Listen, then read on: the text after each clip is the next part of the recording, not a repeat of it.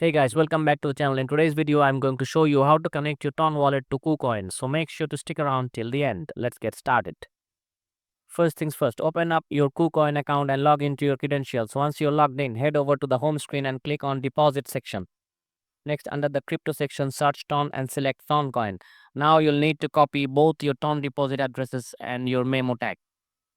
But quick note, if your KuCoin account is not verified yet, make sure to complete that verification process before accessing the addresses and memo.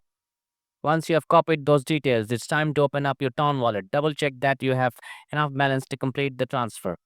From the home screen of your Ton wallet, click on Send. Then simply paste the address and memo tag that you copied from KuCoin into the respective fields.